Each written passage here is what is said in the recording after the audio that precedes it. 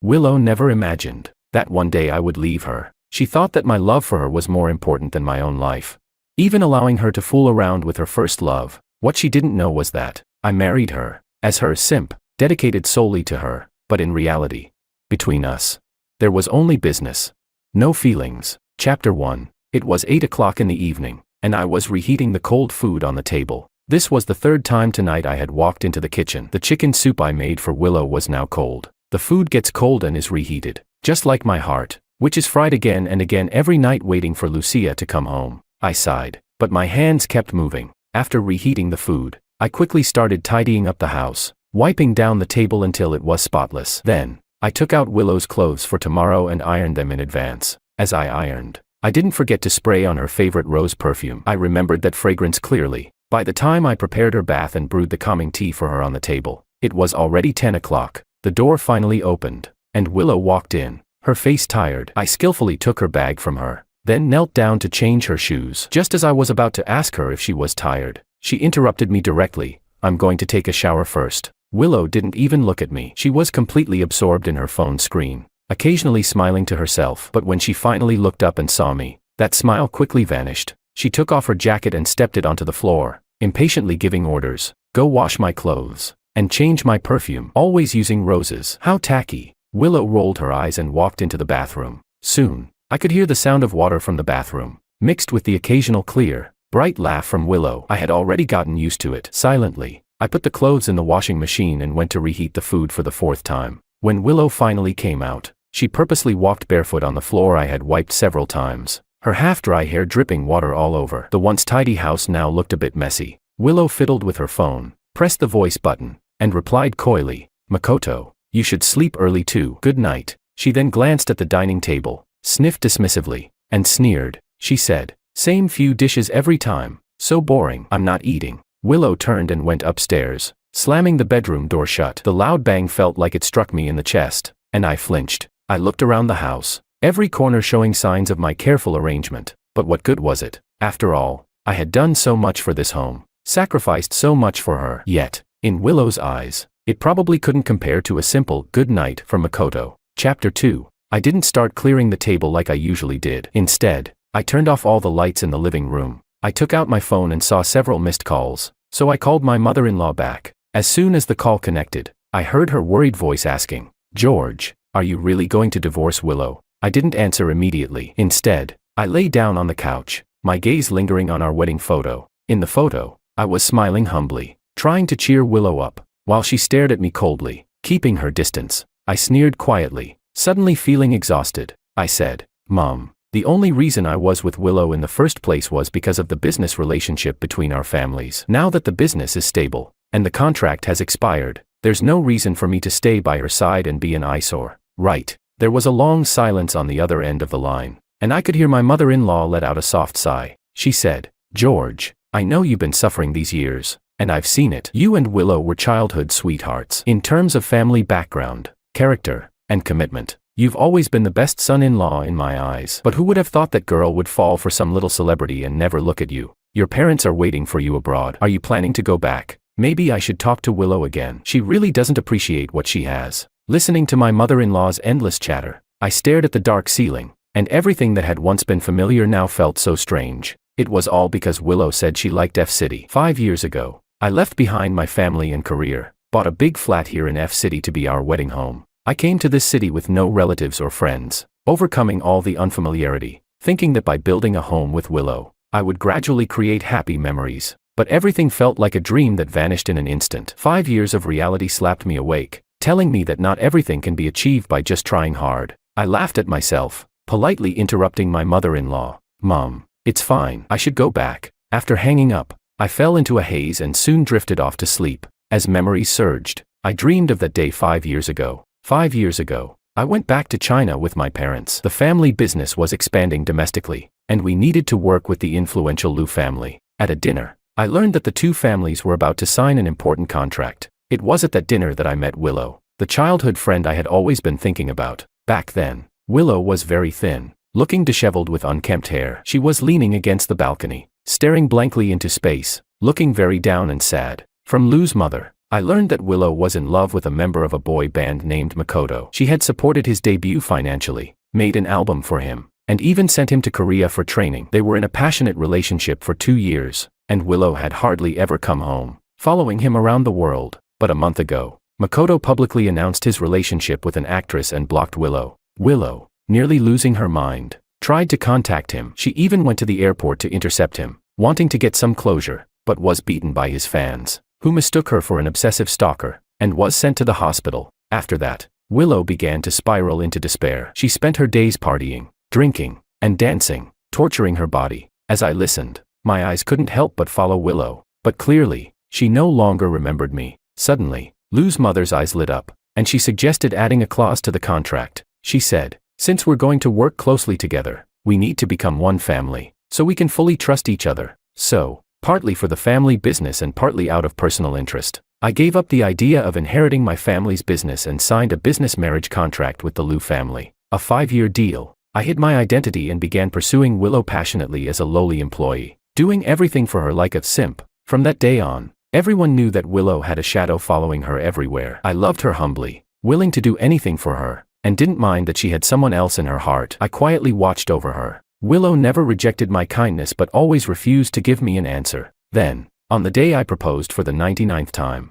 Willow, holding a glass of wine, looked at me drunkenly. She laughed lightly, smashing the wine glass on the floor, and in front of everyone, beckoned me over, saying, "Of course, if you're proposing, you have to kneel to show sincerity. Don't you think so?" Suddenly, many onlookers started to tease, and Willow's best friend boldly mocked me. "Compared to Makoto, you're just a well-behaved dog. Without sincerity, why would Willow marry you?" I knew she was just trying to embarrass me, playing with me, but without hesitation, I kneeled on the broken glass, and blood poured out instantly. That was the first time Willow panicked in front of me. She almost jumped up and hugged me tightly. On the yacht, fireworks exploded across the night sky, lighting up Willow's clear eyes. I clearly saw that there was reluctance and pain in her gaze, and I was momentarily blinded by that moment of tenderness from Willow. I said, "Willow, marry me, and I will protect you for the rest of my life." Willow leaned her head on my shoulder and nodded vigorously. I knew our marriage was built on false pretenses, but I always believed that in that moment, Willow's pain was real. I had thought that Willow didn't love me that much, but there would always be a place for me in her heart, as long as I kept doing my best for her. One day, I could win her over, but later, I learned that the only reason Willow agreed to marry me was that Makoto had posted a public display of affection that day, showing off their engagement photos. Later, we got married, but Willow still loved to play. She would go out until late every night, never giving me an address. Then, after Makoto announced his divorce, Willow disappeared for 2 whole months. She chased Makoto around the world, attending all his tours, secretly sending him money behind my back. Chapter 3. Makoto returned to the country to celebrate his birthday, and Willow even rented an entire building to throw him a party. While racing motorcycles with some small-time celebrities, something went wrong. When I went to the police station to bail Willow out, she was so drunk she could barely stay conscious. I stayed by her side the whole night, but she kept calling out other men's names in her sleep. That was when I knew it was time for the contract to end. It was time for me to let go. By noon the next day, Willow slowly woke up. Seeing the simple white porridge and eggs on the table, she frowned and said, "I want a sandwich. Go make it for me." I didn't move. Instead, I quietly drank from my bowl. I replied, "We're out of ingredients. Maybe next time." I knew there wouldn't be a next time. My plane ticket was already booked, and in a month, I would leave for good. But I didn't feel like arguing anymore. Fortunately, Willow didn't seem to care. She just grumbled and sat down. She was still glued to her phone, occasionally chuckling, without even trying to hide her enjoyment of whoever she was chatting with. I set my spoon down, quietly waiting for her to finish. Then, I handed her the divorce papers I had already prepared. I said, "Willow, let's get a divorce." My tone was calm, devoid of any fluctuation, as if I was talking about an everyday matter. Willow, still smiling with the phone in her hand, barely glanced up and half-heartedly replied, "Okay." I couldn't help but smile bitterly. I'd known all along that Willow had no feelings for me. Now that Makoto was back, the slight attention I'd gotten from her before had already faded. Now, I couldn't even get her to listen. I flipped the contract to the last page and pointed to the blank spot in the lower right corner. "Just sign here," she responded. "MHM. Willow raised her brows in annoyance, perhaps frustrated that I interrupted her happy moment. She quickly signed her name without even looking up, too absorbed in her conversation. I watched silently as she finished, and I took the contract without a word. I said, "In a month, We'll get the divorce certificate. I'll be leaving the country. Let's part on good terms. She waved me off. I know. It's so annoying. Willow didn't spare me another glance. She immediately dialed a number on her phone, her expression turning sweet as she flirted with the person on the other end. I couldn't hold back and called out to her. Willow, do you even know what you just signed? Willow paused, looking back at me with confusion in her eyes. She replied, wasn't it a business contract? I already told you to handle the business stuff on your own. Don't bother me with it. She sighed, clearly irritated, as if issuing a final warning. Do you need something? If so, just say it once and for all. Don't waste my time. Willow was, as always, indifferent. She enjoyed all my sacrifices without a second thought, never caring about my feelings or actions. So I laughed and said, no, there's nothing else. There won't be anything else. In my mind, I thought, you can be happy with Makoto from now on. I won't disturb you anymore. After sending the divorce papers to the lawyer, I went to Wong Corporation to wrap up my work with the vice president. He had been waiting in the office for a long time and immediately grabbed my hand. Mr. Wong, you're finally here. There's still some business that needs your guidance. I'm glad you're finally letting go of your wife and focusing on work. I lowered my head to organize the documents, sneering. It's ex-wife, I corrected. We're divorced now. The vice president was momentarily stunned, then sighed knowingly. You've done so much for the Liu family over the years, not to mention the business. But tell me, which successful CEO would cook and clean for his wife? You did all that for her, and yet she never even gave you a second glance. It's better this way. Really? I chuckled. Yes, everyone saw how much I gave, but the person I lived with, the one closest to me, never noticed. It really wasn't worth it. That evening, when I returned home, I began packing my things. I never paid much attention before, but as I packed, I realized how little in this home truly belonged to me. The apartment I bought was filled with Willow's belongings. There were stuffed animals I had bought for her, designer bags I had picked out for her, pink flowers I handcrafted for her, and a rabbit lamp. Among other things, anything Willow liked, I would buy for her. But Willow would only say thanks and toss everything aside. Soon, the entire place was full of her things, with no space left for mine. That's when I realized how small and insignificant I was in this relationship. I immediately called a moving company and had everything I owned moved out. I threw away all the things Willow never even bothered to open. If she didn't want them, I would deal with them. By the time I finished moving, I was drenched in sweat at the community gate. Just then, Willow walked by with a group of people. Willow's best friend, Maria, who always looked down on me, saw me in such a pathetic state and immediately raised her voice. Isn't this Willow's door guard? Did you forget to wear your leash today? Why are you out here instead of at home cooking? I didn't respond. Turning to walk away, Maria picked up a water bottle from the ground and threw it at my head. Pick up your trash. Aren't you deaf? There's a bottle here. Why don't you pick it up and sell it for money? She laughed hysterically. Since Willow and I got together, Maria had often humiliated me, and Willow never stopped her. Everyone assumed Willow was fine with it. In their eyes, I was just a lowly person who didn't belong in their circle. If it were before, I would have smiled and apologized. But today, I had no intention of doing that. I sneered. If I were a trash collector, I'd start with you. I turned to leave, but she grabbed my arm. Who told you to leave? I had always been the one to lower myself for them, but now I was pushing back, which infuriated all the privileged heirs. I was forced to turn back, and that was when I saw Willow in another man's arms, silently staring at me. She said, "Trash collector, don't talk big. It's meaningless. Look clearly, Makoto is back, and we're the perfect match. He's the one for me. I suggest you don't make a fool of yourself and leave." The man with Willow was looking me up and down. His platinum blonde hair, luxury brand clothes, and overall rebellious vibe screamed celebrity. No wonder Willow had been chasing him all these years. Makoto extended his hand, but his eyes were full of arrogance. So, you're Willow's husband, right? I'm Makoto. Before he finished speaking, Willow grabbed his hand, blocking him from me. She said sweetly, "Makoto, don't misunderstand. You left years ago, and I wasn't going to sit around. What's this talk about husbands? I only have eyes for you. Don't you see my feelings?" She placed his hand on her chest and looked at him affectionately. The crowd erupted into cheers. Get together. Get together. Chapter 4. Willow's friend, Maria, took the opportunity to suggest, Makoto just returned to the country, and he's unfamiliar with everything. Why not let him stay at Willow's place? You can take care of him. She nudged me and said, "Brother-in-law, you wouldn't mind, would you?"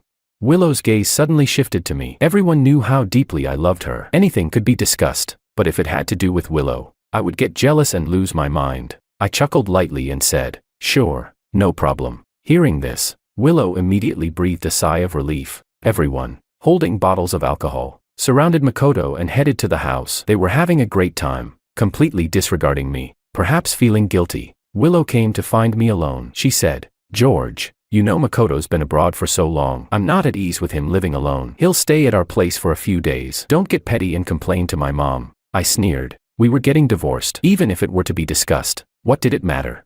And did she ever think about how hard it was for me to give up everything for her? To get used to everything on my own? To suffer through it all? Willow could consider Makoto's comfort, but when it came to me, she couldn't see a thing. With a blank expression, I replied in a calm tone, "It's fine. He can stay as long as he wants. I don't mind. After all, I would be leaving soon." Willow must have expected me to get angry or complain to her mom, but she didn't anticipate that I would be this calm, as though I were talking about someone else's business. However, she had no time to think further. She was too happy to finally have time alone with Makoto. Willow, afraid I might change my mind, put Makoto's luggage in the biggest bedroom the very next day, but unexpectedly, I didn't come home for the whole week. Willow was thrilled. This gave her and her idol a chance to spend more time alone. She personally washed Makoto's clothes, hung his intimate garments on the balcony, and even tried cooking, busy making him heart-shaped bento boxes. Willow not only happily cooked, covered in oil, but also seemed to enjoy playing the little wife. She posted many photos on social media, but because Makoto's identity couldn't be publicly exposed, she could only subtly show off her affection. She posted, "Cooking for someone I like, even if I burn myself. It's happiness. A simple 3 dishes and a soup. Is this the taste of home?" Happiness bubbling up. "I wish I could stay home every day." Some unaware followers commented, "Has Willow finally fallen for her brother-in-law?" Willow quickly replied, "Not him. He's not worthy of eating food I make." I sneered and refreshed the page, only to find that the comment had been deleted. Willow then suddenly sent me a message asking, "Why haven't you been home? Where have you been? Makoto wants to eat pig's stomach soup. Hurry back and make it for him." I didn't even need to guess. Willow must have been furious, but she would never admit it. She probably missed the meals I used to make. I always remembered her preferences. No matter how complicated the dish, I would gladly learn it just for her. In the week that she had to cook herself, she had finally realized how much effort went into what seemed simple. After just 1 week, she was already exhausted, but I had done this for her for 5 years without a word. Thinking about this, Willow decided to give me a call. In the past, I would always report to her wherever I went. This week, I had vanished without a trace, and I didn't actively check on her either. Before Willow could dial, I quickly sent her a message. I don't know how. Short and direct. Willow must have felt that my attitude toward her was changing. In her memory, I had never once refused her request, let alone rejected her. This was the first time I had refused her outright. Before she could process what was happening, I sent her a photo. "I'm in the hospital. I won't be coming back for a while." The photo showed an 4 drip in my hand, which she would recognize as mine. In reality, I was fine, and the picture was from years ago. But now that I had decided to divorce, I had no desire to engage with Willow and bring unnecessary trouble. The chat box lit up with typing, then disappeared, and Willow finally sent me a long voice message. She asked, "Are you mute? You can't even say you're sick, and instead act like you're dead to get my attention. How boring. Don't forget to take your medicine. Don't go and die. I'll be a widow then." From Willow's awkward voice message, I could tell she was somewhat worried, but I immediately shook my head. How could Willow care about me? All she cared about was Makoto. She was probably glad I wasn't coming back so she could have more time alone with him. But a few days later, I still returned home. I had left some important documents behind when I moved out, so I needed to pick them up. At 8 p.m.,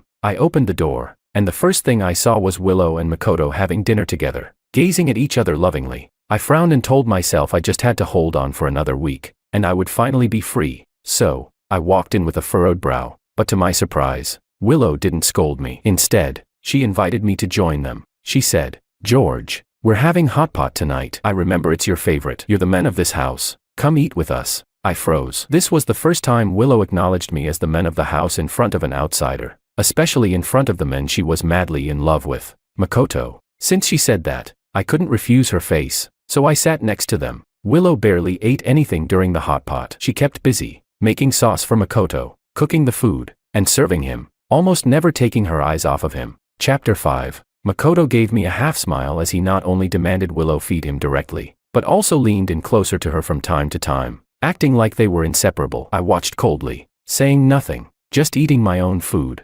Makoto, clearly disappointed, suddenly stood up to serve me soup. "Mr. Wong, this nourishing soup was specially made by Willow at 3 a.m. this morning. It's pretty good. You should try it," he said. As he stood up to serve the soup, he lost his balance and spilled the entire bowl. Willow screamed and instinctively grabbed Makoto's hand, carefully checking for burns, but where Willow couldn't see, I felt the scalding soup pour onto my chest. My chest turned red and swollen instantly. I held back from screaming, but I could feel the skin forming blisters, the pain shooting through me like needles. I couldn't help but gasp. She turned to me in a panic. "George, are you okay?"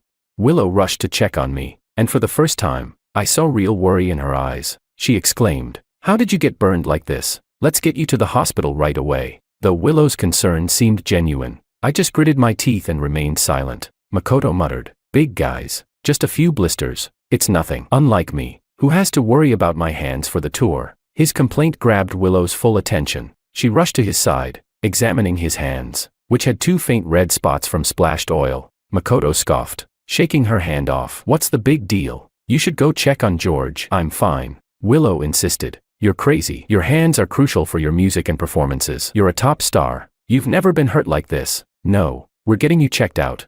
Makoto's words, coupled with his downcast expression, pushed Willow to take his hand and rush out the door, but she stopped for a moment, turned to me, and apologized. "You know Makoto's a star. He needs to take care of his skin more than anyone. I'll take him to the hospital. You go by yourself." I watched them leave, their figures fading from sight. Only then did I feel the searing pain in my chest. I called my assistant, then drove myself to the hospital to have the burn treated. When I arrived at the burn unit, the entrance was already surrounded by security, and ordinary people couldn't get through. A nurse, seeing my injury, quickly suggested, "Sir, the burn unit has been rented by Miss Liu today. You should go to another hospital. You don't want to delay treatment." I heard her boyfriend was burned. She's so frantic. She spent a fortune to rent out the entire floor and hire top specialists. Miss Liu's crazy in love. It's just like a storybook. Yeah, I just saw them. They really are a perfect match. Perfect match.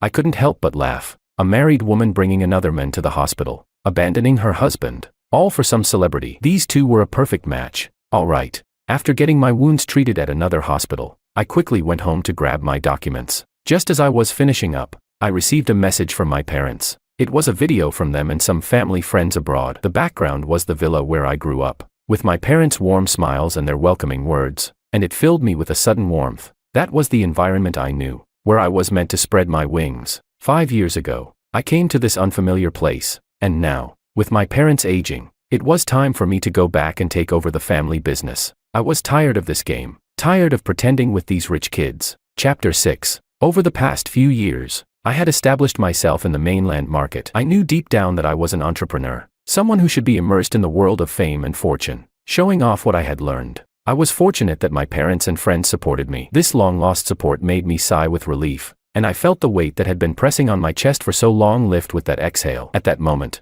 I felt incredibly light and free. I began staying at the company, preparing thoroughly for a remote project that was a week away. I silenced my phone and set it aside, focusing entirely on sorting out the company's finances. By the time everything was in order, several days had passed. When I finally opened my phone again, I saw dozens of missed calls and messages. Without exception, they were all from Willow. I was astonished. Before this, Willow had almost never reached out to me, let alone sent so many messages. Just as I was frozen in surprise, an unknown call came through. I instinctively answered, and immediately, the sound of angry accusations filled my ears. The voice on the other end yelled, "You watchdog, where have you been? Don't you know Willow's been going crazy trying to find you? Don't think disappearing like this will get my sister's attention. I'll tell you, Makoto is the one who deserves her, not you. You're not even worthy of carrying my sister's shoes. Stop dreaming."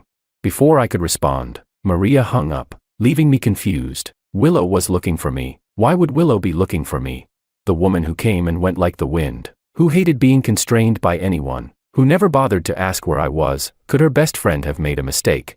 But when I checked my phone again, I saw 99 missed calls, all from Willow. It seemed Willow really was trying to reach me. Not wanting to leave anything unresolved on the last day, I decided to go home, still feeling perplexed. As soon as I entered the house, the housekeeper came rushing out with tears in her eyes. "Mr. Wong, you're finally back. You don't know what it's been like while you were gone." Miss Willow wasn't happy with the food we made, and she criticized everything we did. She wouldn't let us do anything and told us to leave. She was furious. Then the butler came out, tears streaming down his face as he started blaming Willow for everything. I finally understood. Willow had gotten used to my care, and once I was gone, she had started taking out her frustration on everyone. But what did it matter? I was about to disappear completely from Willow's life. No matter how uncomfortable she was, she would have to face the reality. I glanced around at the scattered trash and clothes on the floor. Frowning, I picked up the clothes and placed them on the couch. The couch made a slight noise, and to my surprise, there was Willow. Her face flushed from drinking. She looked at me with a mix of annoyance and amusement. "So, you finally decided to come home. Where have you been this whole time?" I looked down at her, speaking in a calm tone. "I had some business to attend to. Had to go on a business trip." Willow furrowed her brow. "I never knew you cared so much about company matters. You always put me first, didn't you?" It's true that in the past, I had always prioritized Willow, but what she didn't know was that it was part of my work. I once had feelings for Willow, but I also knew how fragile those feelings were. They couldn't compare to the straightforward benefits of business. Since I couldn't obtain affection, I had to secure the benefits I deserved in the commercial world, but I hesitated. If it weren't for protecting Willow, I should have already returned home to take charge of my family's business, rather than stay here playing house husband. But I couldn't tell her that, so I just took a sip of water and replied indifferently. "The company has a lot going on lately, so I've been busy." Willow's anger seemed to hit a wall, but she had no other way to express it. All she could do was complain with a touch of petulance. "I know I messed up last time. It wasn't intentional. I didn't mean to leave you hanging. But you know how Makoto is. He's fragile. Celebrities are constantly in the spotlight. They can't afford to be even slightly hurt. He got hurt in my house, so I had to take responsibility for it. Don't be petty about it. And besides, you agreed to let him stay here in the first place. Why make such a big deal now?" She sighed dramatically. "Anyway, I've already had him move out. You can stop fussing now. Just move back in." There was a hint of reproach in Willow's tone. I knew exactly why. My presence had forced Makoto to move out, so Willow couldn't live with her favorite idol. But I didn't care. I merely nodded, knowing Willow had no serious issue, so I could leave without worry. Just as I turned to walk away, Willow called out to me, "Darling." Her voice was unusually sweet, almost coquettish. "I'm starving. It's been so long since I've had your cooking. Can you make me a meal?" I turned back to face her, snickering as I pointed at the white bandage on my chest. "You seem to have forgotten that I'm still injured." Willow froze for a moment when she saw the large bandage beneath my white shirt. She had indeed forgotten about my injury, and hers was far worse than Makoto's. She could only cough to cover her awkwardness. "I remember, of course. I do. That's why I brought you a gift, to make up for it," she said. Then Willow stood up, lightly trailing her fingers over my chest. She quickly unfastened the shoulder strap of her silk robe, revealing a flash of skin. Chapter 7. I watched as Willow made a move toward me, her provocative gestures making my eyes darken. It had been 5 years, and this was the first time Willow was willing to come close to me. Although we were married, Willow had always looked down on me. She never let me touch her, and even when we slept, I was forced to sleep in the study. I wasn't sure why she was suddenly so proactive. Was she trying to make up for her past neglect of me for the sake of her first love? I had hoped for this kind of intimacy before, but not in this way. A sense of mockery surged within me. What I once desired now seemed beneath me. Willow, still playing the seductress, noticed that I remained indifferent. With no sign of interest, she began to panic slightly. She said, "The atmosphere isn't right today. Let's have a candlelit dinner sometime soon. A little drink. After all, you're my husband, and there are some things we should put on the agenda." Before she could finish, she was interrupted by her friend Maria, who rushed into the room. "Makoto, how could Willow possibly be mad at you when she likes you so much?" Maria said, pulling Makoto in. Upon seeing Willow in her seductive attire, Maria exclaimed in surprise, "You see, Willow is doing everything she can to win you back. She even learned girl group dances for you. And look, she's all dressed up." Makoto, seeing Willow in such an outfit, blushed deeply. Willow opened her mouth but offered no explanation. I lowered my head and chuckled coldly. Then without hesitation, I shoved Willow, dressed in her seductive sleepwear, directly into Makoto's arms. "Since you're dressing up for him,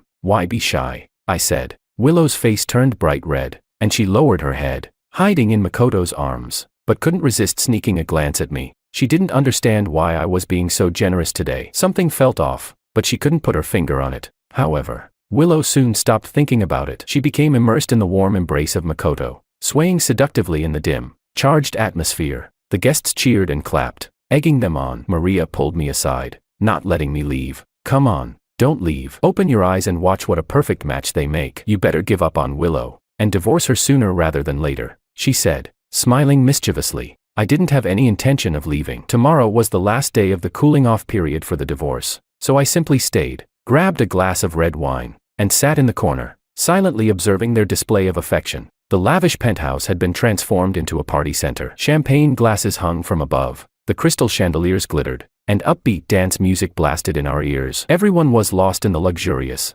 intoxicating atmosphere. In the middle of it all, Willow lifted her silk robe, exposing her smooth, white thighs. She pressed herself against Makoto, dancing seductively. The rich young men surrounded them, shouting and whistling, urging them on. Willow is really going all out. A lady who studied everything from classical music to painting and calligraphy, willing to give it all up just to please Makoto. One of them said, "Yeah, did you see that necklace Makoto's wearing? It's the pigeon blood ruby that Willow's family has passed down for generations. There's no other like it." Willow gave it to him. A really big gesture. Another chimed in. Willow has been chasing Makoto for so long. Even a stone would melt in her hands. She's willing to follow him all over the world, work for him, and even pay for his concerts. This is what you call true devotion. Someone else added, "Yeah, Makoto, that celebrity you announced before, she can't compare to Willow. If you gave the word, Willow would marry you in a heartbeat. Why don't you just kiss her and make it official?" One more voice suggested, "Yeah, kiss, kiss." The crowd cheered, as they laughed and clapped around me. I calmly sipped my wine,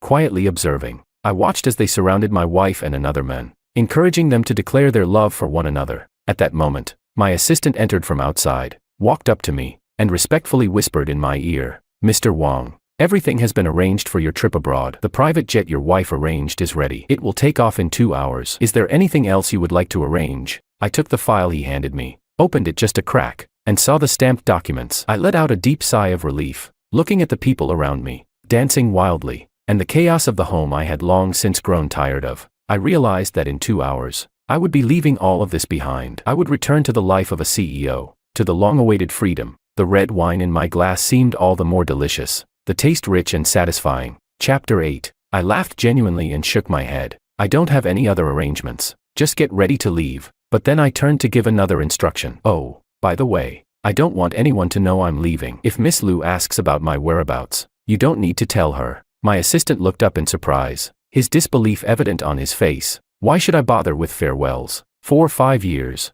I had relentlessly shown kindness to Willow, not only because of our childhood bond but also due to the terms of a contract. It was my mother-in-law's wish for Willow to move on from her sadness. Now, the 5-year agreement was up, and I had fulfilled my part of the contract perfectly. It seemed Willow had moved on from her sorrow, especially now that her Makoto was back. Whether I stayed or left, Willow surely wouldn't care. I smiled and explained, "I don't want to stir up trouble. Keep it quiet that I'm leaving. Just do as I say." The loud music blared in the background, and a high-pitched voice suddenly cut through the noise, asking, "Leaving? Where are you going?" I turned around to see Willow, her face full of shock. My brow twitched, but I quickly calmed myself, pointing to my injury. "It's nothing. My wound got infected. I'm going to the hospital." "You should go find your Makoto," I said. Willow's eyes flashed with confusion. She couldn't understand why George kept pushing her toward Makoto lately. It seemed he didn't care about her movements at all. Even when she had just called my name, I hadn't reacted. She asked, "Why do you keep pushing me toward Makoto?"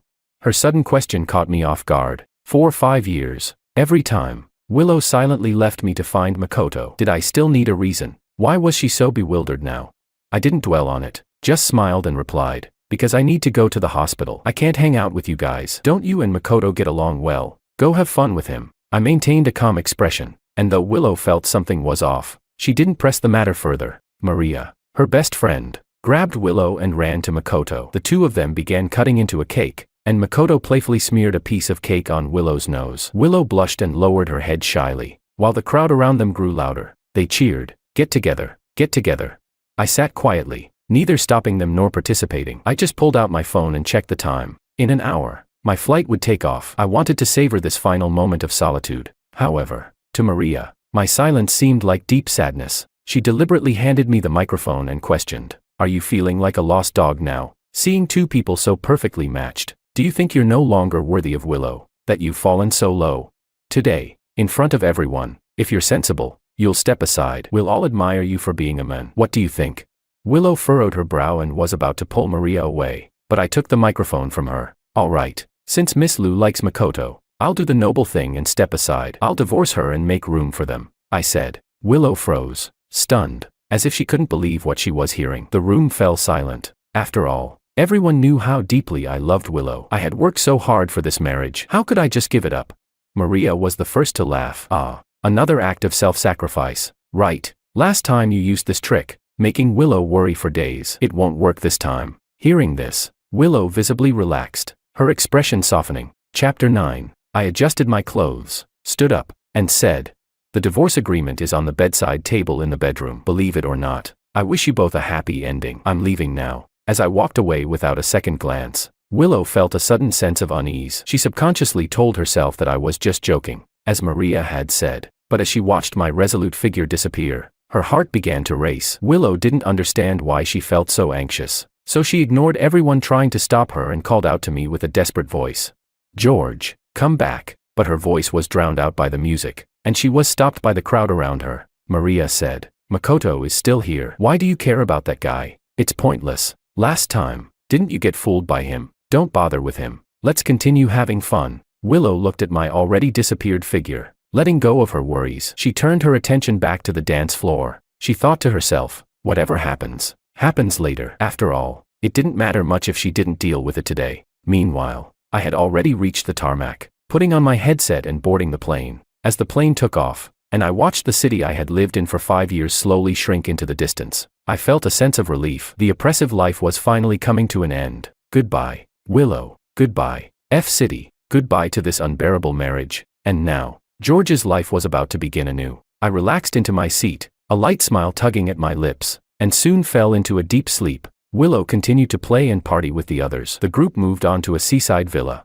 celebrating until dawn. By the time Willow was tired and ready to return, 5 days had passed. The house was empty. Willow absent-mindedly called George's name, but after calling several times, there was no answer. Only the housekeeper came out to greet her. "Where is he?" Willow asked. The housekeeper handed her a cup of tea and took the bag from her hands before hesitantly responding.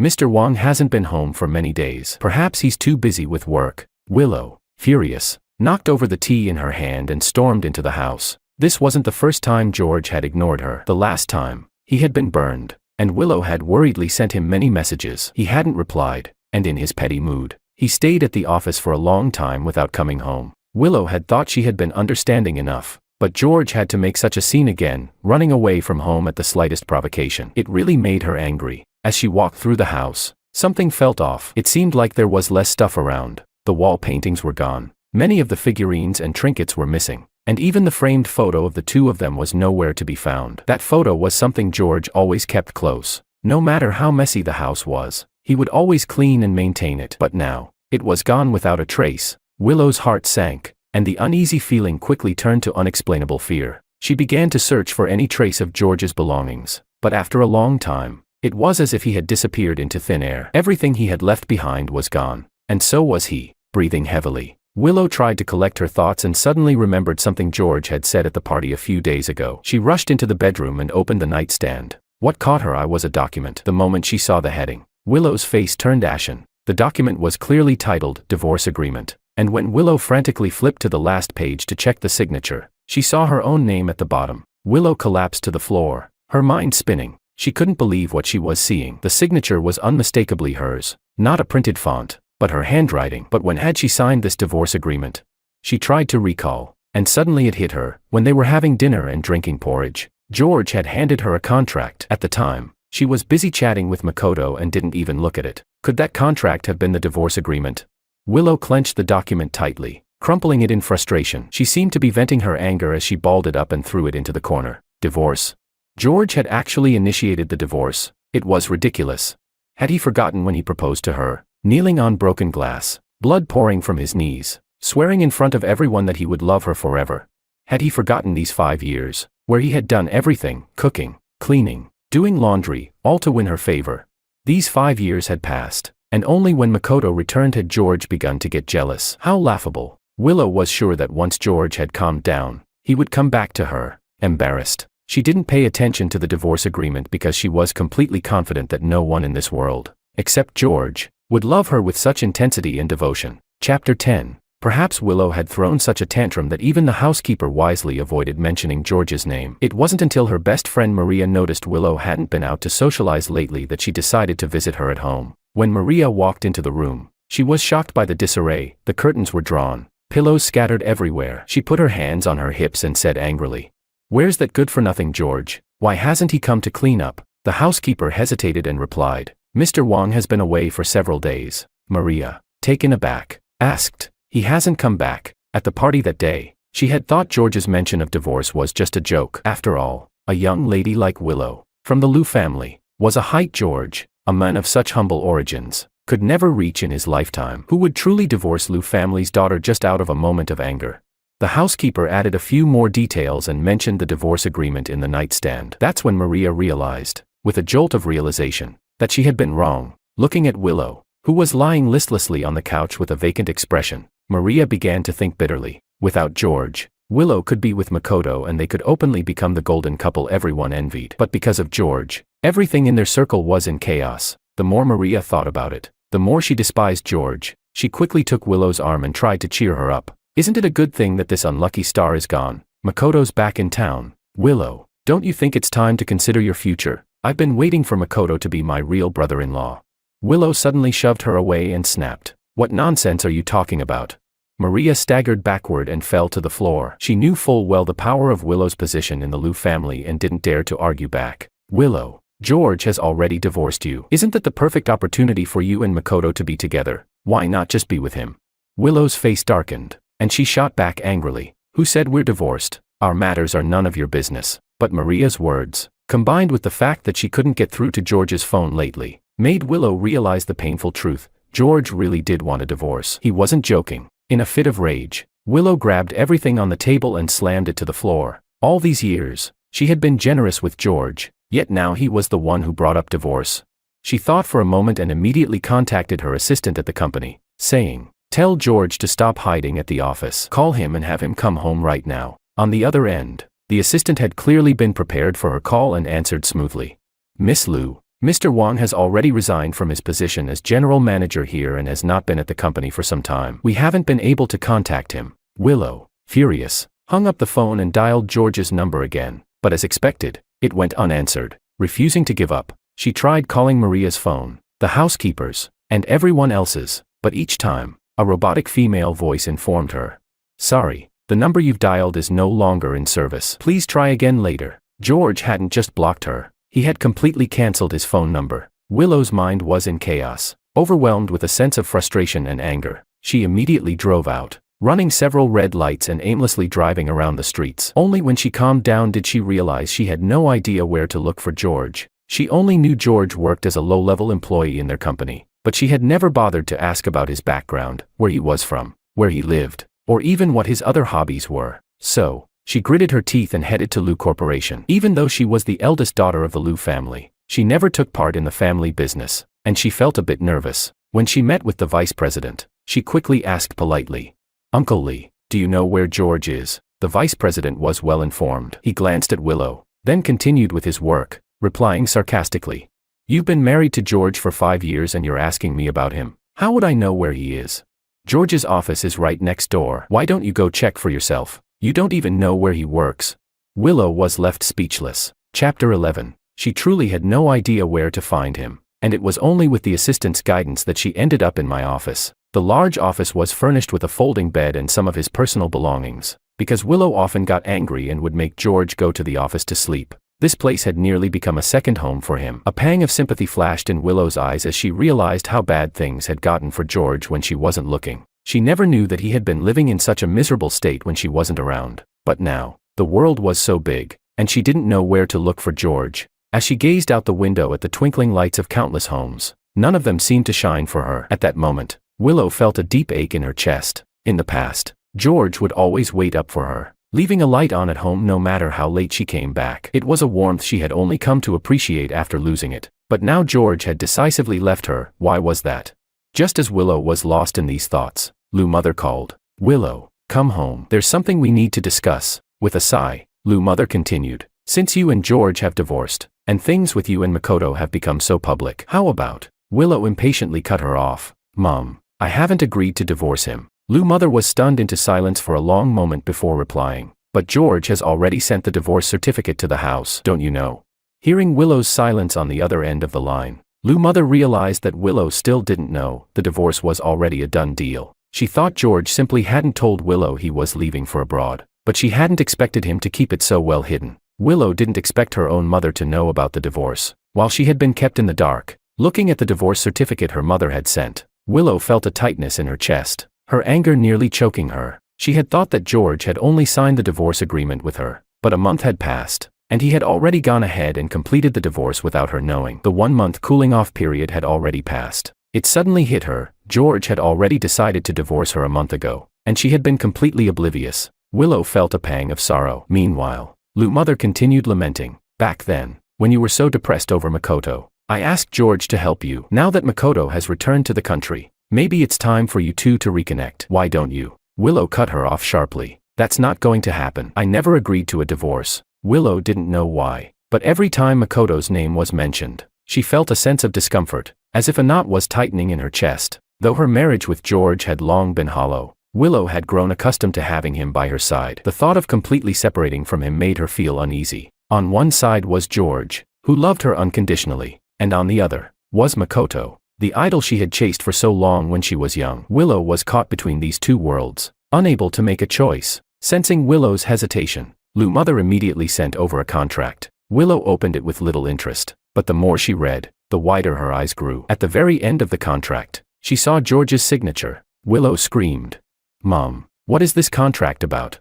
Hearing Willow's hysterical cry, Lou's mother's heart sank, and she finally told the truth. "You've forgotten, haven't you? George was the little Wong boy you used to bully when you were young. You grew up together as childhood friends. When you were 8, he went abroad. He saw how upset you were and was worried about you. So I asked him to help you get over it, and the Wong family needed the Liu family's support. So a commercial marriage was quickly arranged, as long as George stayed with Willow for 5 years and helped her recover from her heartbreak. After that, they would part ways and go their separate routes. To be fair, George had done his part well. He had let go of his rich family background, set aside his pride, and devoted himself entirely to helping Willow. There was even a moment when Lou's mother thought George would always be there for Willow, and she had started to see him as her real son-in-law. But who would have known? Even after 5 years, Willow still hadn't been moved by him. She remained stubborn and had even humiliated him by bringing Makoto home. So, when George finally asked for a divorce, Lou's mother felt there was nothing more to be done. Lou's mother kept rambling on the phone, but Willow couldn't hear anything anymore.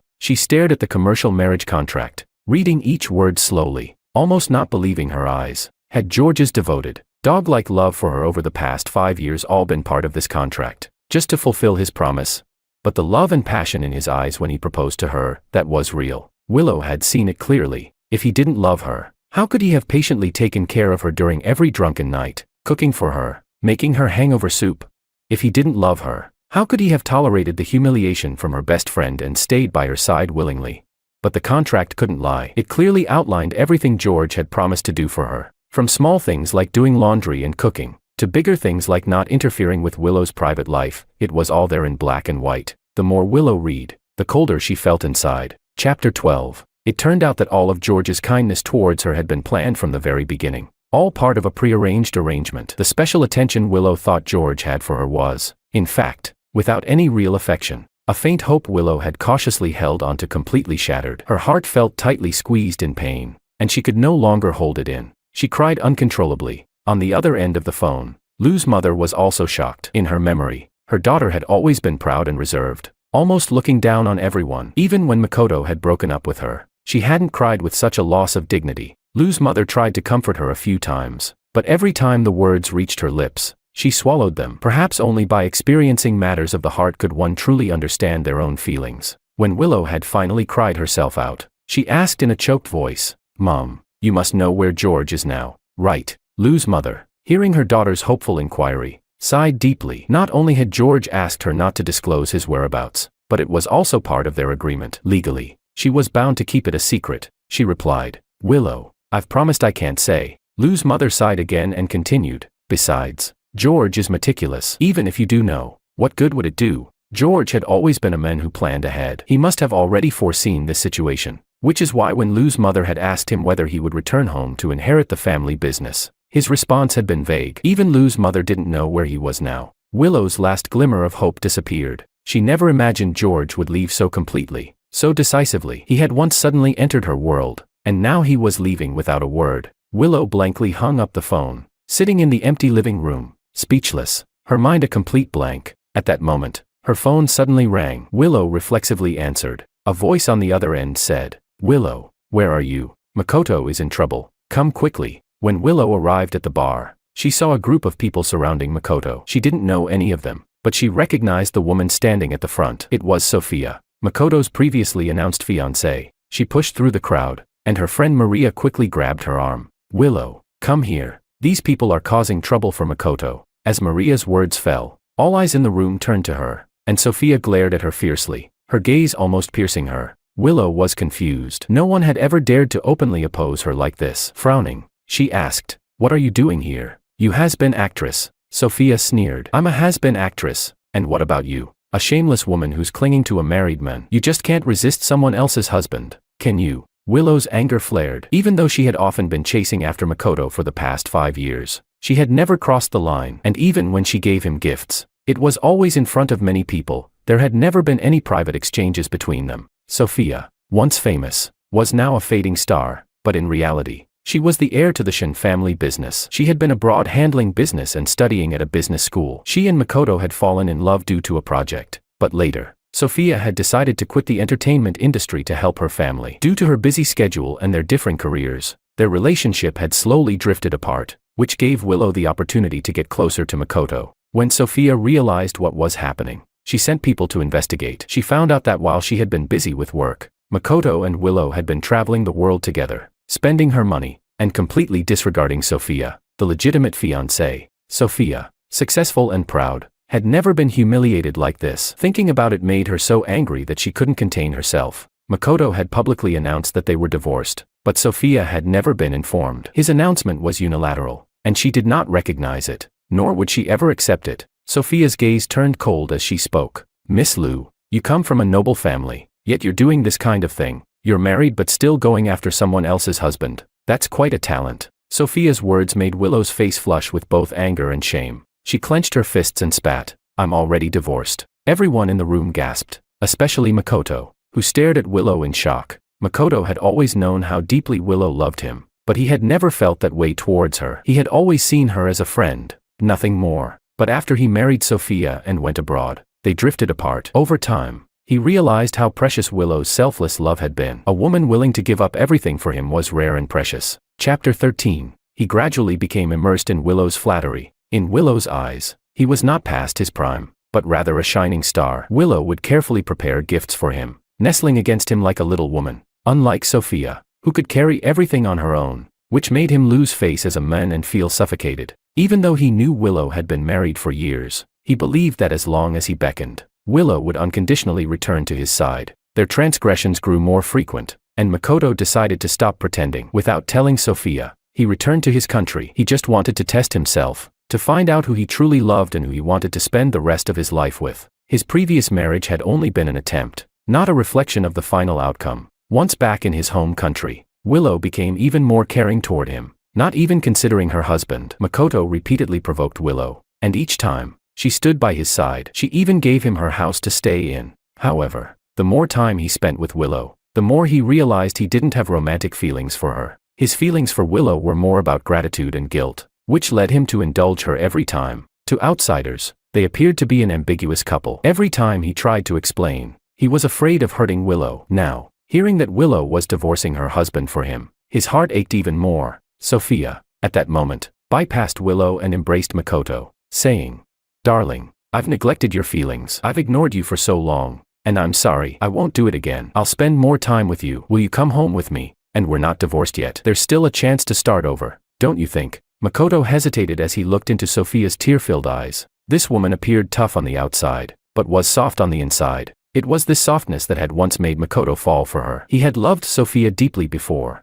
and even now, he couldn't push her away. Willow, anxious, cried out, "No, Makoto, you can't agree to this." She was completely panicked. George had already left her. Did that mean she was going to lose Makoto too?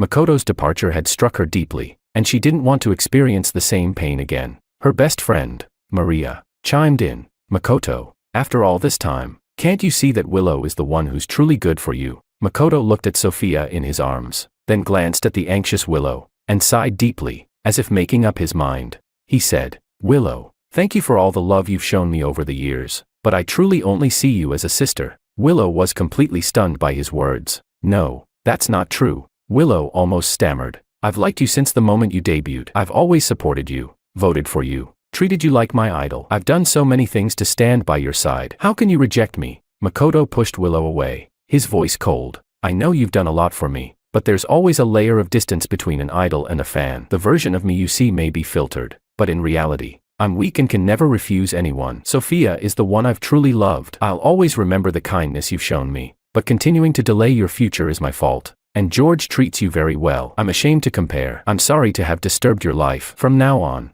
we part ways. Let's not meet again. Chapter 14. As Makoto's final words fell, Willow could almost hear the sound of her heart shattering. Sophia took him and a group of people away, leaving Willow alone to drink. She downed more than 10 bottles of alcohol in one go, drinking until she vomited and lost consciousness, before Lou's mother took her home. When Willow woke up, she started shouting for more alcohol, refusing to eat and continuing to abuse herself. The repeated abandonments had almost pushed Willow to the edge of despair. Lou's mother was both anxious and heartbroken but felt helpless. George had once saved Willow, but this time, no one was there to help her. The surveillance footage from the bar was quickly uploaded by a well-meaning person and soon made headlines. At that time, I had just finished my 6th meeting of the day. A friend came into my office and handed me his phone with a gossiping grin. He said, "Isn't this the eldest daughter of the Lou family? She's trending now, and it's because of those old rumors." I glanced at the phone screen and simply hummed in response. My friend seemed deflated and tentatively asked, "Aren't you upset?"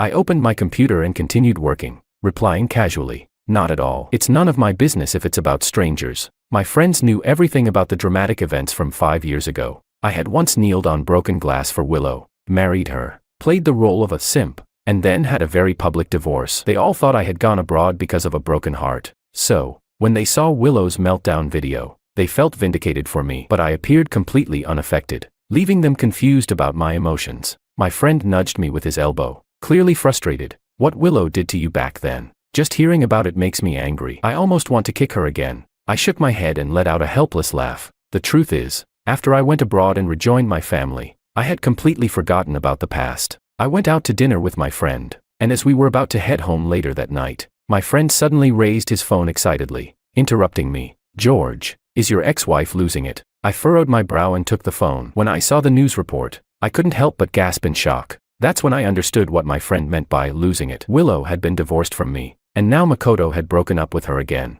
Makoto had publicly announced their reconciliation, revealing that he and his wife had never truly divorced, only going through a brief marital conflict. But Willow didn't know this. She had given so much, only to end up with nothing. Watching others flaunt their love, Willow had completely fallen apart. The once glamorous eldest daughter of the Lou family, who had played in the world of fame and fortune, was now a broken mess at home. Refusing to leave the house, she wouldn't wash her face, brush her teeth, or eat. Not only that, she even resorted to self-harm and took non-prescription drugs. Without my patience and companionship, Willow had almost descended into madness. The paparazzi had caught a glimpse of Willow, who had become so thin she looked like a skeleton. Her eyes were sunken, her hair was dull and dry. She no longer resembled the pampered young lady she once was, but instead looked like a homeless vagabond. Willow grew more and more grateful for the good I had shown her. She tried countless times to find me, but my departure had been carefully planned, and she couldn't find a single trace of me. She had no idea where I was, and so, she gave up entirely and let herself spiral. She started causing scenes at the Lou company every few days, trying to ask everyone who knew me about my whereabouts, even causing the company to trend online and damaging its reputation. She even found some of her old friends who had mocked me and made sure to punish them, forcing Maria out of her own family company and preventing any other company from hiring her, leaving Maria to sink into obscurity. She cried, screamed, and did a series of shocking things. Meanwhile, I simply drove calmly, as if I didn't know Willow at all. From the day the contract was signed, I had always considered Willow just a clause in that contract. I wanted to fulfill it as quickly as possible so I could leave, after gaining access to all of Lou's company's resources. Even when Lou's mother asked me about my future plans, I simply smiled and said nothing. The years of enduring humiliation had allowed me to focus fully on my career, and I had stopped caring about Willow's affairs. What's the point of putting on a show after leaving? Willow was only my nominal ex-wife. Now, her display of deep emotions only made me laugh. My initial concern for Willow had been nothing more than a fleeting youth sentiment. From the bottom of my heart, I never truly loved Willow, so why would I mourn for her now? I dropped my friend off and drove home alone. Now, Wang's company was running smoothly in the domestic market, and I was planning to focus on the development of the new energy sector. I had been discussing its future prospects with like-minded friends during this period. My days were incredibly busy, with many meetings to attend and several prestigious universities to visit for forums. One day, after finishing my work, I was invited to attend an energy forum at an Ivy League university, accompanied by my assistant. I arrived just on time. Suddenly, there was a thunderous round of applause. I thought it was a major industry leader arriving to share the latest updates. But when the applause died down and I finally saw the person on stage, I froze in my seat. The shining, big shot on stage, I knew him. Chapter 15. The girl on stage clearly noticed me and flashed a bright smile. She said, "George, it's been a while." My surprise was genuine, because the girl on stage was none other than Anna, the student I had supported back home. Anna was the same age as me, but she had lost both of her parents at a young age and had grown up in an orphanage. When I first saw her, I was struck by Anna's determined gaze, and I immediately requested that my parents sponsor her education. I thought to myself, someone with such a strong will, unwilling to be defeated by fate, would surely achieve great things one day. I never expected that my small act of kindness would allow this fragile bamboo to grow into a towering forest, lush and vibrant. I had heard from my family that Anna had excelled in her studies and was wholly focused on academics, with no other extracurricular interests. Seeing such a talented young woman now, I felt a deep sense of pride for her. On stage, Anna's eyes shone brightly, filled with affection as she looked at me. My kindness had changed her life forever. She had once dreamed of repaying me by studying hard and growing up to be someone successful. But when she graduated with a PhD, she found out from the news that I had married Willow. Anna felt a pang of regret, but she truly wished me well from the bottom of her heart. However, after hearing about the things Willow had done to me, Anna grew more and more heartbroken. She couldn't bear to see such a kind person suffer, not deserving such a fate. After the conference, Anna and I talked for a long time. In the end, we shared a silent moment, as though we were old friends who had known each other for years. Anna glanced up at me before quickly shifting her gaze and asked, "Mr. Wang, do you have any plans for the future?" I silently shook my head, replying, "I'll focus on managing the business and expanding the company." As for my personal life, my voice trailed off uncertainly. To be honest, I had no clear expectations for my personal life. After 5 years of marriage to Willow, I didn't want to start over with someone new and embark on another marriage. Yet, deep inside, I still longed for a happy life. I just didn't know where to begin. Anna's eyes sparkled as she looked at me, and she gently passed me a plate with a slice of steak. She said, "Someone as exceptional as you deserves a better life. Don't worry, I'll always support you, whether it's in business or anything else." I smiled and nodded. I invited Anna to join my company. A year passed in the blink of an eye, and with our joint efforts, Wang's company finally went public. As I watched the employees cheering below, I was filled with mixed emotions. All my hard work had paid off, and everything I had done had been noticed. It was incredibly gratifying. Family and friends congratulated me. "George, the listing went smoothly. Mr. Wang, your future is limitless."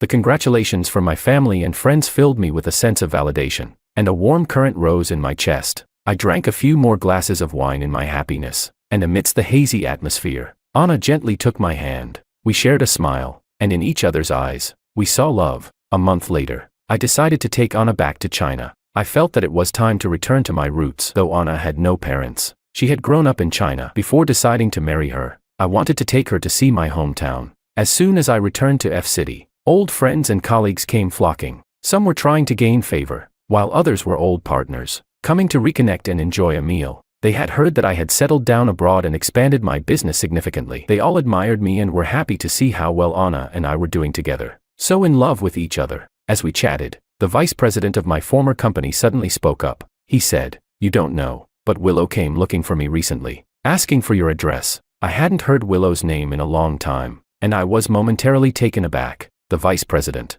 drunk, continued to complain in a slurred voice, "With the way she treated you back then, how could I ever tell her your address? She can dream all she wants."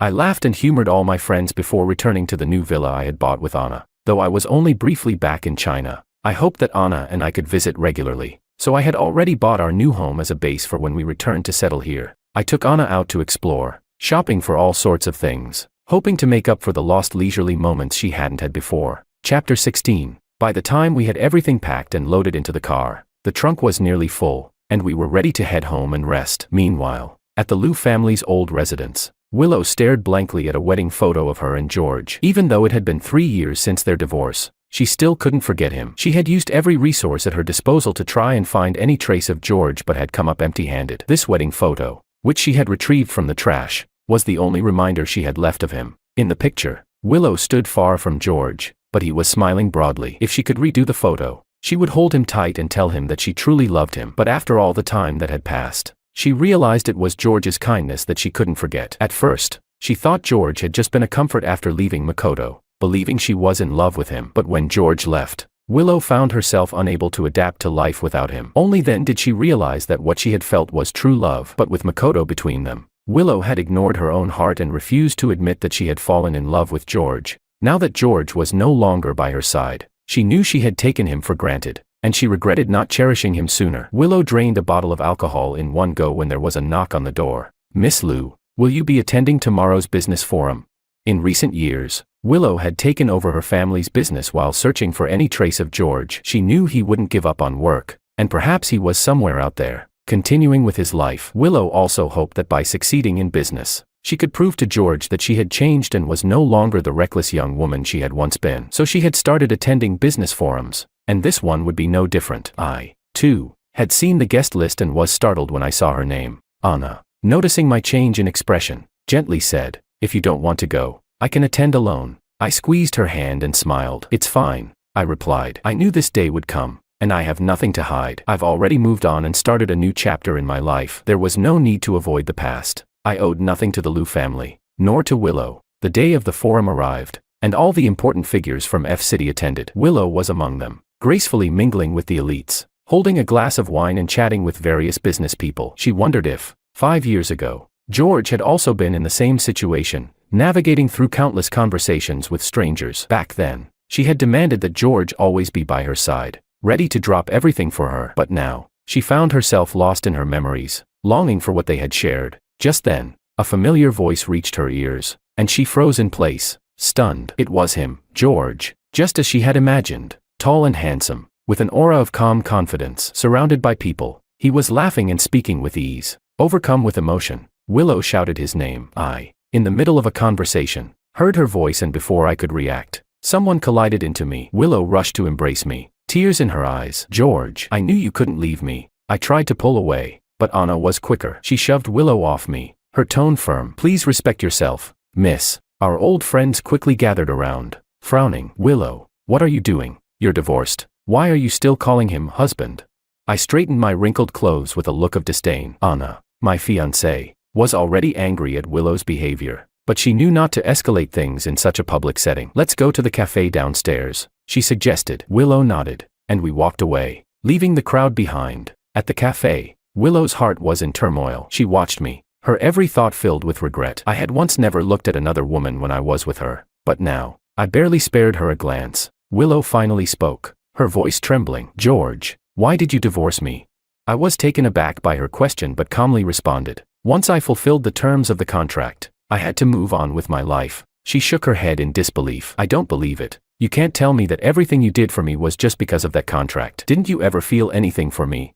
Her body trembled as she spoke, desperate for an answer, but afraid of hearing the truth. I met her gaze steadily. "No, I never had feelings for you," I continued. "When the contract was signed, our relationship was a business arrangement, a bond for family interests. I made sure to remind myself that this was merely a contract. By the time it was signed, I was already prepared for the divorce." Honestly, I had once viewed Willow through rose-colored glasses. She had been the lively, innocent girl from my youth, and I was young too. Without much experience in love, her beauty had made me feel something, but I quickly realized our connection was contractual. Did I try to love her? Perhaps, but my heart wasn't made of stone. After being neglected for Makoto's sake repeatedly, I understood the reality of our relationship. I reminded myself over and over that this was just an agreement, and I no longer had any personal feelings for Willow. Chapter 17. After 5 years of living together, I could hardly bring myself to hate Willow anymore. By the end, all I felt was relief, a sense of freedom. Hearing me say this, Willow's face drained of color. I said,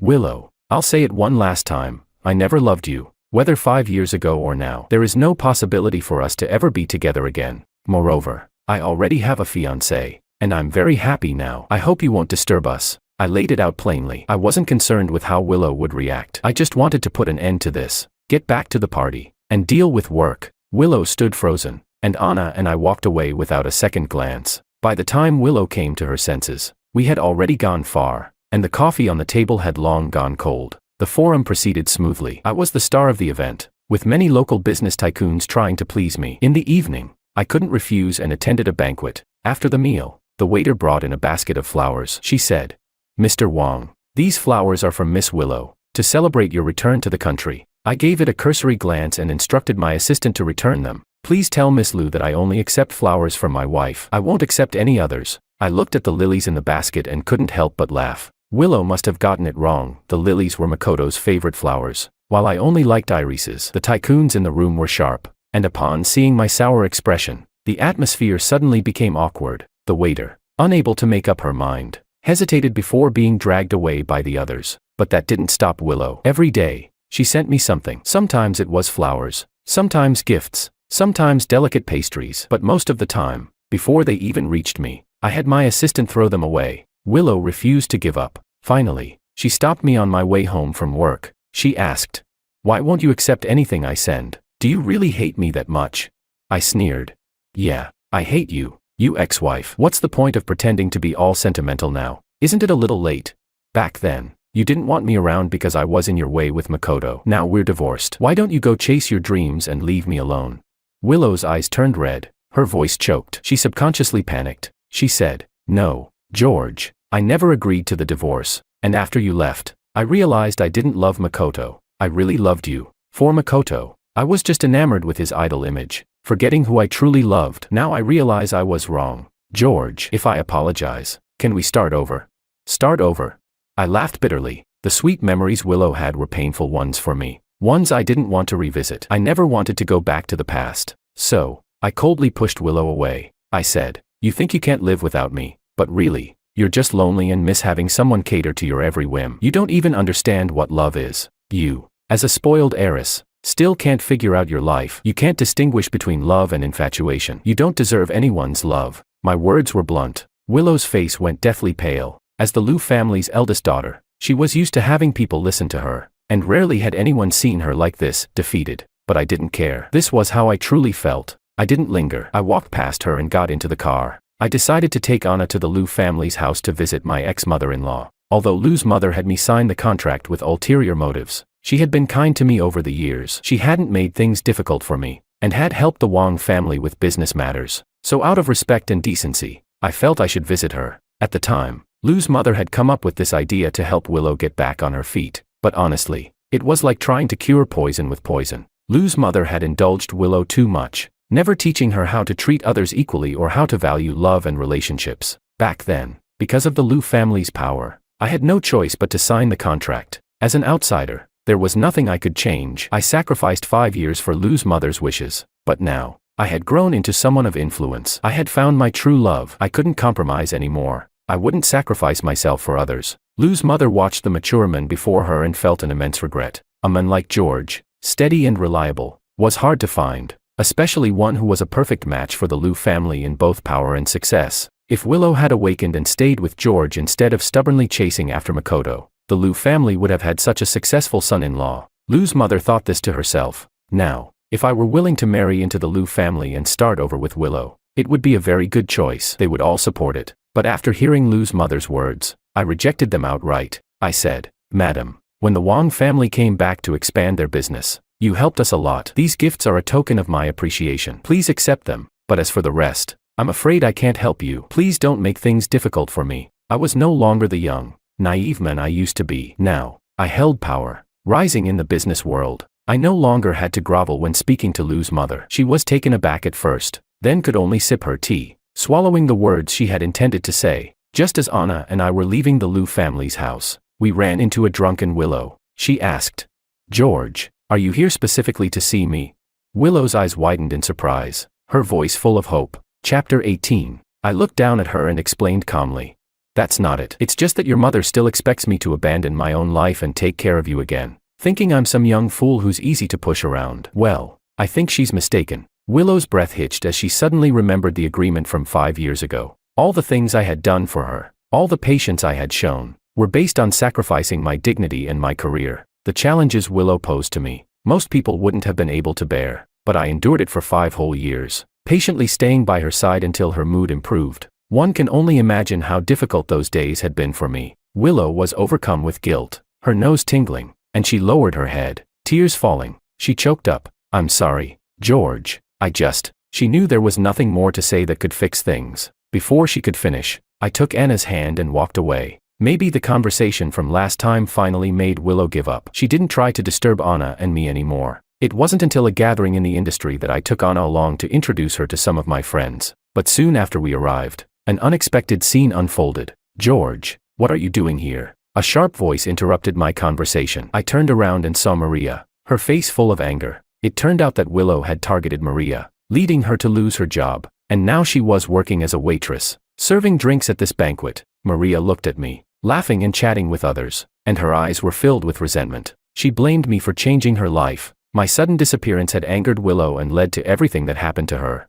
Thinking about all the hardships she had faced in these years, Maria's anger boiled over, and she picked up a steak knife from a nearby plate and charged at me. "You don't get to be happy if I'm not." I instinctively tried to dodge, but in my peripheral vision, I saw Anna hadn't reacted yet. A warning went off in my head, and I immediately turned, wrapping my arms around Anna. In the blink of an eye, I felt a stab in my back, but before I could process the pain, the security guards reacted quickly, subduing Maria and taking the knife from her hands. Blood soaked through my dark suit, but I endured the pain and checked to make sure Anna wasn't injured. Only then did I breathe a sigh of relief. Willow rushed over, and the event organizer soon arrived, furious upon seeing one of their invited guests injured. He gritted his teeth and said, "Miss Liu, your friend really has the best manners. I remember at the banquet before Mr. Wang went abroad, Maria made things difficult for him in public, and now she causes this again. What exactly are you trying to do?" Everyone turned to Willow, watching her face turn from pale to red. I kept my composure, my eyes filled with sarcasm. Maria, seizing the moment, began to make a scene. "It's all your fault. If you hadn't disappeared, Willow wouldn't have targeted me, and I wouldn't have ended up as a waitress." At first, Maria had been trying to suck up to Willow. The little that Willow gave her each month had been enough for her to live on, not to mention the bigger circles she got to experience through Willow, being friends with rich young ladies, hoping one day to live a life of a high society lady. But now, she was left with only 3,000 a month, barely enough to pay the rent, and everything else was gone. I mocked. "How laughable. You helped Willow bully me, humiliated me, and now when things go wrong, you push all the blame onto me. What do you think you are?" My voice carried weight. Maria finally realized that the man in front of her was no longer the powerless clerk she had once known. She cursed, "You're nothing but a dog. Now that you're someone important, don't forget, you were still under our heels back then." Willow bit her lip. "Shut up." With a loud slap, Willow struck Maria across the face. Maria shouted, "Willow, I stood up for you, and you're doing this to me. George may be successful now, but he's still nothing compared to Makoto. He doesn't deserve you. Don't let him fool you." Maria's words were filled with bitterness and pain, but Willow frowned. She quickly covered Maria's mouth, warning her to be quiet. Then, she glanced at the security guards and ordered, "This madwoman is just rambling. Are you all just going to stand there? Take her away." Willow then crouched beside me and said, "George, are you all right? I'll have someone take you to the hospital." Chapter 19. I really didn't expect her to come, and I said, "Willow, I won't forget what happened today." With a stern expression, I interrupted her. Maria wasn't really targeting me, right? And the world is so small. How did she, a familiar face, manage to get in here? Didn't you have a hand in this? You should be thankful that my fiancé wasn't hurt, or you'd be in big trouble, I added, my words firm. Everyone in the room understood the implication. Today's entire incident was orchestrated by Willow, and her goal was Anna. It was almost chilling to think someone could be so ruthless. Liu's mother turned pale and said, "George, we'll make sure to address what happened today. Whatever the cost, the Liu family will compensate you." I ignored her and took Anna to the hospital. Later that night, the Liu family villa was far from peaceful. Maria lay on the floor, bruised and battered, her skin torn from the beating, her eyes empty and lifeless. Willow was gasping for breath, her own exhaustion evident. Liu's mother paced nervously, saying, "What's the point of hitting her? Do you think the Wang family is someone we can afford to offend?" The Wang family was at its peak, while the Liu family, with no one to take over the business, was on a steep decline. Liu's father arrived home, furious. Without a word, he slapped Willow across the face. "I raised a useless child like you. You are a disgrace to the Liu family." He glanced at Maria on the floor and ordered, "Get her out of here, and make sure she disappears from F City. We can't afford any more trouble with Wang. This can never happen again." Willow tried to intervene. "Dad, even if Maria was wrong, you can't just treat her like this." Liu's father, clearly disappointed with his daughter's lack of understanding, sighed deeply. "For years, the Liu family has been prominent, and now, I see it's all going to be ruined by you. All you think about is love and men. You've become useless." He turned to Liu's mother. "And you spoiled her. Now look at the mess she's made. If you don't start disciplining her, who knows what kind of trouble she'll cause next." His anger was palpable as he warned, "If this continues, I'll disown you. Everything will go to your brother." Willow, stunned, stood frozen in place as Lu's father's harsh words sank in. "Get out. The Lu family doesn't want you anymore." Willow and her mother, pale and speechless, collapsed onto the ground, unable to process the situation. The news of the Lu family's downfall spread quickly in their social circle. Everyone could see that George had taken decisive action against them, and Willow's reckless behavior had cost her dearly. A week later, the Lu family's stock crashed, and they faced the risk of bankruptcy. This was just the beginning of George's subtle yet effective retaliation. Lu's father knew George had only given them a warning, as he waited to see their sincerity. At home, Lu's father gathered Willow and Lu's mother, his gaze cold as he spoke. "Wife, you should go to Australia and enjoy your retirement. Don't come back to China." Lu's mother was stunned, unable to react to the sudden announcement. Then, Lu's father turned to Willow. "All your shares are gone. You are no longer my daughter. From now on, you are on your own." Willow, in shock, pleaded, "Dad, I'm your daughter. How can you say that?" Lu's mother begged. "I've been with you for so many years, and now you want me gone. This is too cruel." But Lu's father remained unmoved, his expression hardening. He cared only for the Lu family's business, and everything else could be discarded. "You both can leave. The Lu family doesn't want you," he declared. Willow and her mother, now utterly defeated, collapsed to the floor, stunned by the turn of events. They had never imagined that George's influence had reached this level. News of the Lu family's downfall spread quickly, and people began whispering about George's actions. It was clear he had not spared them in his pursuit of revenge for Willow's past manipulation. Anna and I were preparing to return to our home country. While packing, Anna asked, "Are we going back so soon?" I hugged her from behind and laughed. "What? Don't you want to get married?" Blushing, Anna didn't respond, but it was clear that everything had changed between us. She had seen my true feelings, and she agreed to marry me. As for me, I no longer wanted to stay in F City, weary of Willow's entanglements. Just as we were about to leave, Anna showed me something on her phone. She said,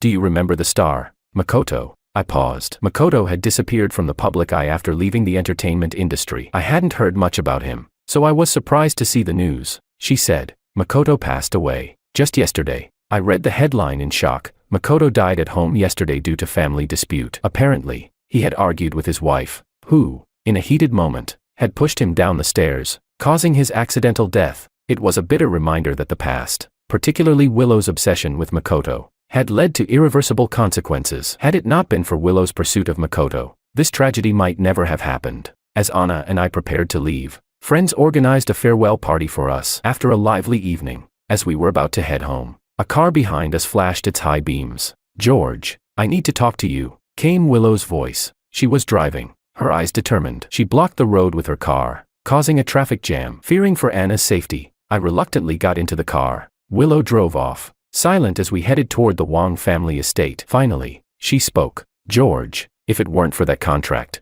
if there were no Makoto, would you have ever been with me?" I paused, nearly thinking I had misheard her. Willow's eyes were hopeful, as if waiting for me to say something comforting, but I laughed, my voice calm and resolute. "Whether there was a contract or not, no matter who you chased, we would never have been together." I looked at Willow's head, which hung low, and continued, "And you, how could you possibly love me? You've spent all your time chasing Makoto, almost losing your mind over him. You never paid attention to me. Do you even know what I like, what my hobbies are? Do you understand my true nature? You don't know anything about me. Don't talk about love. It's ridiculous. You only cared about my devotion, about how I gave everything for you for 5 years without complaint. You were used to that love being given, but when it was taken back, you couldn't stand it. You think you know love, but you don't. You don't understand loyalty, sacrifice, and responsibility. You don't deserve to love anyone. And you certainly don't deserve to love me." Chapter 20. With every word I spoke, Willow's face turned even paler. If only she had a little bit of heart, these 5 years wouldn't have been filled with so much disappointment, and I wouldn't have completely given up on her. She wouldn't have cheated during our marriage,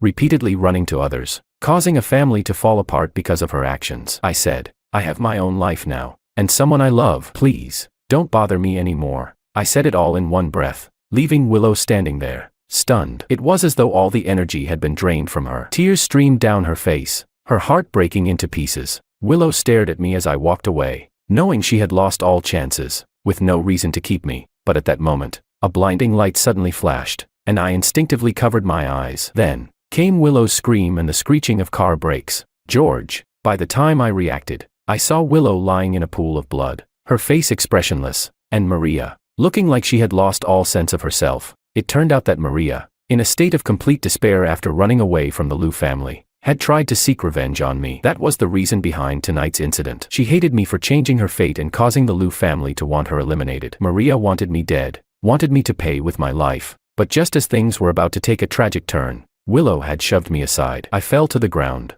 scraping only a little skin. But Willow was hit full force, falling hard to the ground and losing consciousness. I quickly called the police, but it was too late. Willow's injuries were severe, and she was rushed to the hospital, where she slipped into a coma. After a whole day of emergency treatment, the doctors managed to stabilize her condition, but they said she would be dependent on machines for the rest of her life, confined to a hospital bed forever. Maria was immediately arrested for intentional harm and thrown into prison. The Liu family had connections, so it was certain that she would face severe punishment. After the incident, Anna and I rushed to the hospital, looking at Willow, barely recognizable. My emotions were complex and conflicted. We had nothing to do with each other anymore. So why had she risked her life to save me? Had she completely given up on her own life?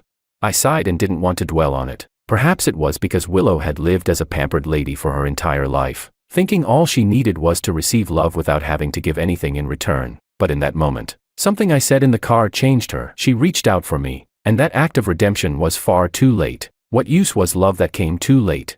But still, she had been hurt for my sake, so I changed our flight tickets and waited patiently for Willow to wake up. A week later, Willow regained consciousness. Upon learning that she would never be able to walk again and that it was Maria who had hit her with the car, Willow didn't show much of a reaction. She simply looked at me with tears in her eyes but remained silent for a long time. She glanced at the bouquet of irises at the bedside and smiled peacefully. We had been together for 5 years. Whenever I was upset, Willow would casually give me a bouquet of lilies to comfort me, and I would immediately calm down. So, Willow always thought I liked lilies, but after our divorce, when she became obsessed with me, she visited every place I used to go. Only then did she learn that I was actually allergic to lilies. I didn't love lilies. Makoto did, but because they were from Willow, I smiled and accepted them. Later, Willow found out that I liked irises, but after 5 years together, she hadn't known. It was like the wrong flowers. Our entire 5-year marriage was a series of mistakes. She had never really cared about me, just like the flowers she gave at the wrong time. It was in the wrong place with the right person. No matter what others did,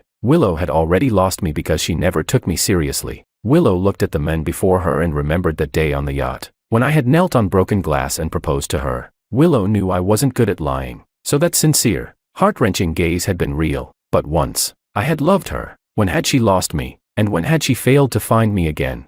Willow was overwhelmed by a deep, inexplicable sadness. She realized that our relationship was completely over. The regret that came too late made her cry uncontrollably. Only now did Willow understand what it truly meant to love someone. She had fallen in love with me when it was already impossible. She finally recognized the intense love she had for me. Willow cried so much she could hardly speak, but she still managed to force a smile. Choking, she said, "George, goodbye, never again." Anna and I successfully returned home, and on the plane, I received news that Liu's mother had passed away. After being sent abroad, she had heard about Willow's accident. The shock caused her to collapse from a heart attack. Without a nurse at home, by the time she was found and rushed to the hospital, it was too late. She had already passed away. As I listened to the news, I felt a deep sense of sorrow. Everyone paid the price for their actions, some painfully, others irreversibly. The Liu family, once thriving, fell apart, losing 2 crucial figures in an instant. Liu's father was drowning in debt and had to sell the company to settle it. On the day Liu family went bankrupt, I saw Willow on the television.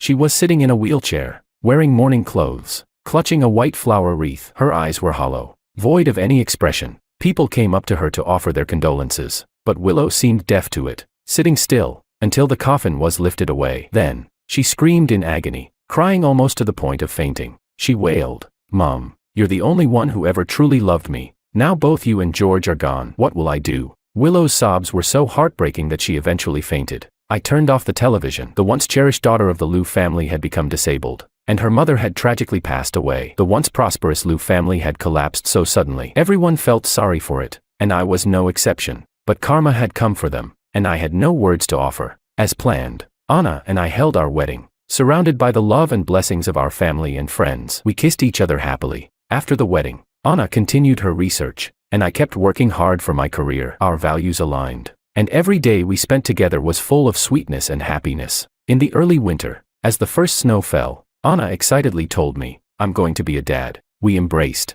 watching the snow fall outside, entering a new stage of our lives. The warmth of that moment brought peace to my heart. Just then, I received a call from a friend in China. He said, "Willow is dead. She took her own life in the hospital. She left a letter for you. Do you want to see it?" I looked at Anna, who was cooking, and shook my head. "No, burn it. There's no such thing as a pill for regret, and no second chances. Willow's life was hers to choose, and I had no right to interfere. One thing I knew, life moves forward. After our divorce, we were strangers. Why would I read the letter of a stranger?"